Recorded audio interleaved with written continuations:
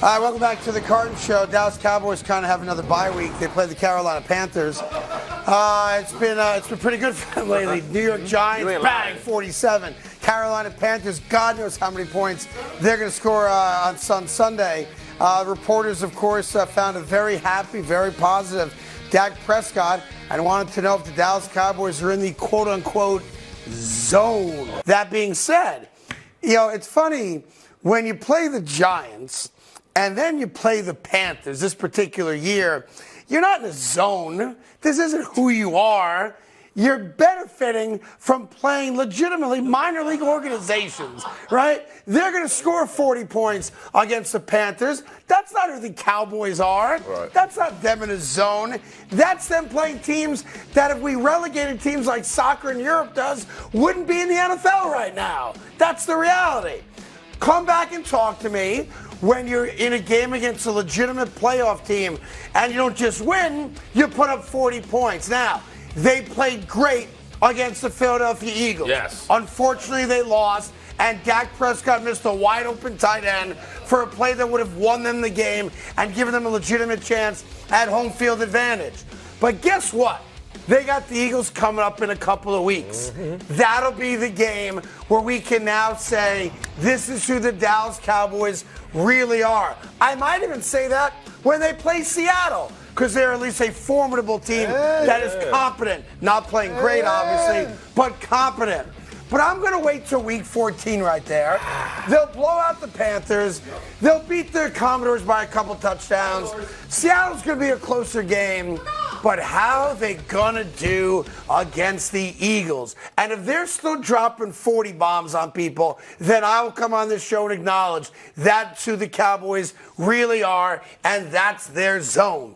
But I would not get carried away with what they do this Sunday against the Panthers. Yeah, but you got to bask in their glory a little bit, right? CeeDee Lamb's playing better. You got Brandon Cooks. The offensive line's protected. The defense is playing solid, even without Tavon Diggs. Vander Esch was out for the season due to a neck injury. So there's time to celebrate. Really, 0 wins against teams over 500. I Zero. get it. They also lost to the Cardinals. That's on their resume. Right. So who are they?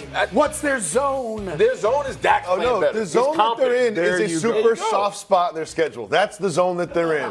That's the zone because we all know how this is going to play out. Put it up again. We know how this is going to go. They're going to blow out the Giants. They blow out the Panthers. They're going to beat the Commanders. They're not going to blow out the Seahawks, but they are. And then what are we going to do? Because this is the most talked about team in football. Yeah. They're going to win 4 straight games, and we're going to start putting their name next to Super Bowl.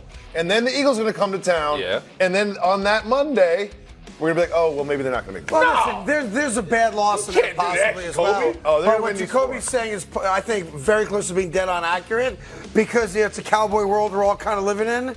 If the Cowboys run off 3-4 in a row, which it looks like they have a good chance to do, and then you're sitting there 9-3, maybe the Eagles lose a game prior to week 14, that becomes a game for first place in the division and possibly home field advantage. That's not off the table just yet. And by the way, Philly plays Kansas City on Monday night. Correct. So if Philly goes to 8-2 and the Cowboys go to 7-3, guess what? We have the old-fashioned collision course. That kind of thing. Now, the last time we had a collision course, they screwed the pooch and they lost to the Cardinals. Dallas did. We thought we would get the 5-0 Cowboys, the 5-0 Niners, and they let us all down. But right now they're in a zone. Yeah. As long as they keep playing bad teams, Greg Jennings, they are in a zone. Yeah, you said it. Like, Dak is playing really well. Yeah. That's why they're talking the way that they're talking. As if they didn't lose to the Philadelphia Eagles. Thank you. Like, we literally act like they didn't lose a game ago. I tell you why. Because it's the first time they played a legitimate Super Bowl team and damn near beat them. And frankly, we all agreed they should have won the game. They outplayed Philly, and Dak was great, other than, of course, missing the wide open tight end to win the game. Outside of that, which would have haunted him for the rest of his life if it was a playoff game, and of course stepping out of bounds and not leading the tight end further into the end zone, he had multiple chances to win the game.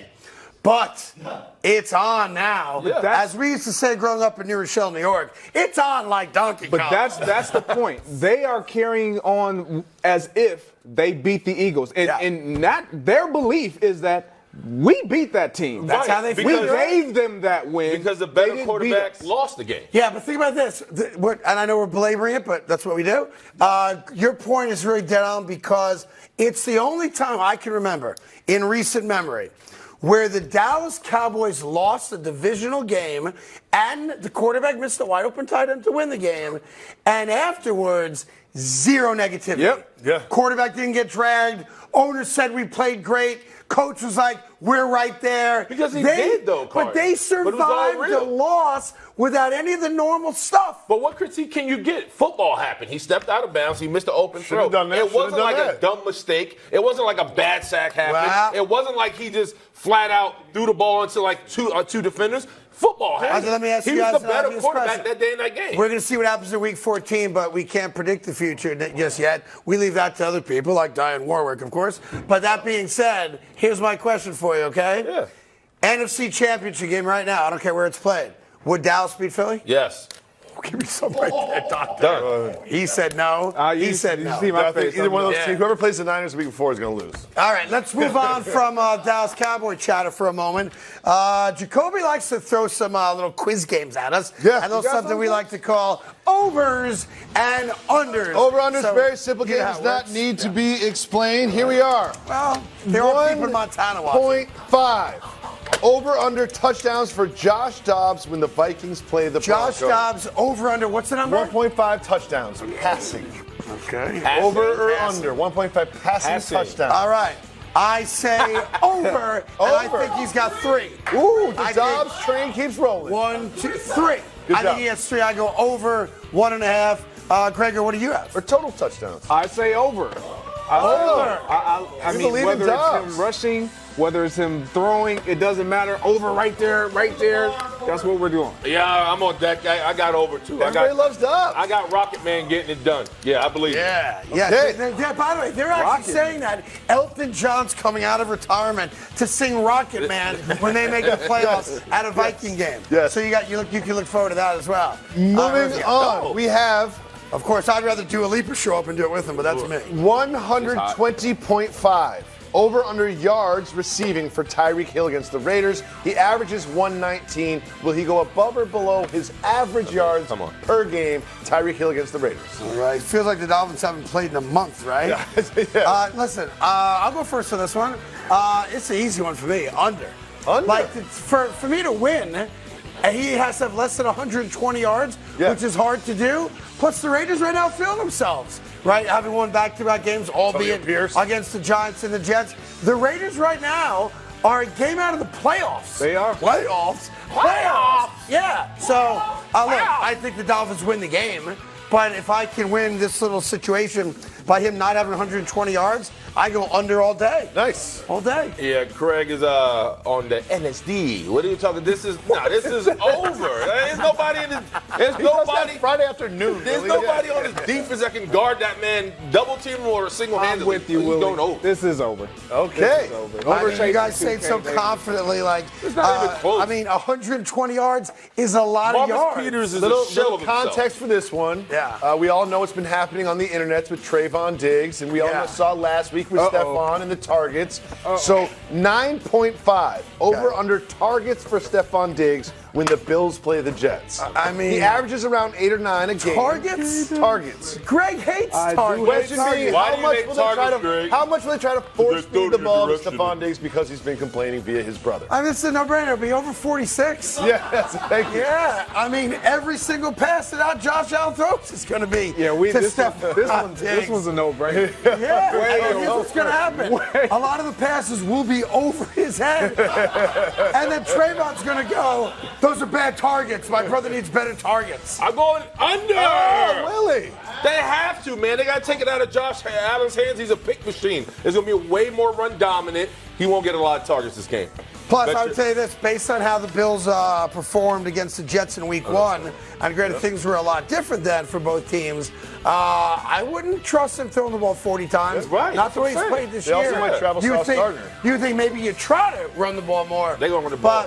But look, the Jets' pass defense is legit. Yep. So I hope he throws the ball 40 times because that means we're going to get a couple turnovers. All right, finally, the last one here. 1,378. 1,378. Mentions of Taylor Swift during the Eagles-Chiefs game on Monday night. Over under 1,378 Taylor Swift mentions during the Eagles-Chiefs game on Monday. All right, Greg is ready. I'm just gonna Greg's go. ready. It's over. It's gonna be over, Oh, okay. and I am over it. Oh, look what you did there. Look what you did there. Yeah. Turn a phrase. I'm going to vomit in my mouth. There you go. 1,378. There we go. That's a great answer. Good. Well, I actually drew the vomit for you, Craig. Hey there, thank you so much for watching The Carton Show. You can subscribe right here to get all the latest bits and segments from the show. And by the way, while you're at it, we have a lot of great shows on FS1, so check them out too.